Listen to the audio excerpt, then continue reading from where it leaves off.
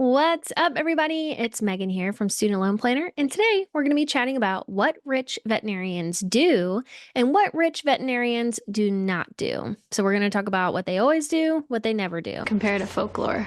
These bullet points that we're going to be chatting about are all in good fun, but good way to think about how to have that rich mindset and to want to do better, to want to avoid things that can really put you in turmoil. Everyone wants to be rich. So let's kick things off. Of course, we got to start with student loans because, hey, we're a student loan planner. We talk about student loans all the time. Factually, you guys have a lot of student loan debt. You're next to physicians. You're one of the most indebted professions out there, next to physicians and dentists, actually. But you are the top three. I don't want the reward. Your debt to income ratio can sometimes be challenging where we're looking at loan forgiveness options, or we're looking, of course, at a pay down structure if not. So what rich veterinarians always do is they optimize their student loan strategy. Now, student loans are, again, a big part of your financial journey, so it is smart to get that right. These balances are not small that we're talking about, right? Don't remind me. So we need to make sure that we've got a game plan for either walking ourselves towards forgiveness or running towards paying those loans off, right? So there's only one of two ways we want to go with our student loan strategy. We either want to be going towards the loan forgiveness route on an income-driven plan, saving for that potential tax implication in the future, or we want to be paying more than maybe a regular standardized payment would be, paying those loans off sooner rather than later to pay them off as soon as we can and to save ourselves as much interest as possible. So we need to optimize our student loan strategy to make sure that we're making good use of the dollars that are going towards the student loans, and we're not wasting time, we're not wasting money with the wrong plan. No time to waste. So that's what rich veterinarians will always do, is optimize their student loan plan. Make sure this step is not skipped. This is a lot of times the first step to somebody's financial planning journey, which can be a very overwhelming step, of course, but with the right plan, it really opens up the ability for you to think about other financial things in your life and what else you're trying to work towards, not just the student loans, right? So get to that good place. Will do. Will do. Next up, for what rich veterinarians always do, is they are always leveling up their skill set. Sharpen your skills. Yeah. You guys are always learning. Hey, you are here right now. Welcome. Congrats. You're already learning here. You're doing things to help you progress in your finances right now, listening to this channel. Rich veterinarian is always trying to level up their skill set on an ongoing basis, not just in finances, but also in your career space. So looking at specialties or looking at certifications or going to conferences and networking with your fellow colleagues, learning more on a daily basis. I think you could say you probably learn something every day. Rich veterinarians don't stay complacent. They continue to level up their skill set and continue to learn. I'm almost sorry I'm so doggone smart.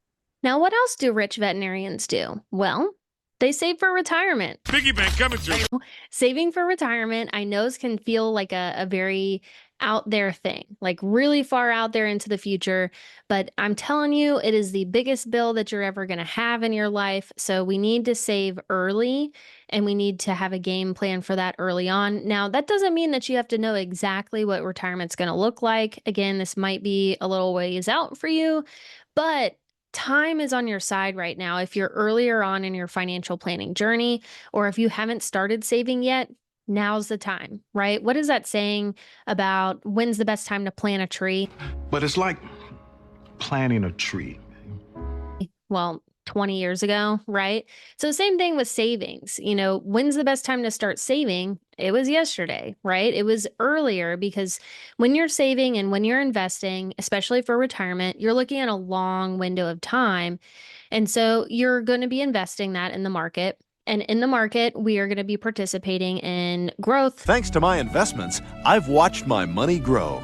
Your employer likely has some kind of plan that you can contribute to, whether that be a 401k, a 403b, a TSP, a simple IRA, a SEP IRA. There's something that you can likely contribute to. And if not at work, you can open up your own retirement accounts like IRAs, for example. Or if you're a contractor, you can look into a solo 401k. So there's really no excuse to not be saving for retirement. Rip the Band-Aid off, start contributing. Make sure you check to see if your employer provides some kind of matching program. That means if you contribute a certain percentage, they'll contribute a certain percentage. It's part of your benefits package, which is pretty cool because that means that they're contributing to your retirement. Pay me. Pretty nice. So take advantage of that if you have access to it. And then also pay attention to the maximums that you can contribute per year. There are limits on how much you can contribute to these accounts, and we want to shoot for those limits, right? We want to try to max out what we have available. And that's a good problem to have if we've run out of room to put retirement savings. Once you've maxed out retirement, you want to be considering looking at other savings vehicles, like maybe a Roth IRA, backdoor Roth IRA, a brokerage account, high yield savings account for some shorter term goals that you may have. But saving is key. Rich veterinarians are certainly saving their dollars and having their dollars work for them. I'll do it. All right, next up, rich veterinarians make financial education part of their continuing education. I kind of cheated and talked a little bit about this earlier when I was talking about leveling up your skill set. You said that already! But financial education is key. You're not taught this in school, right? And you're here learning about finance stuff, right?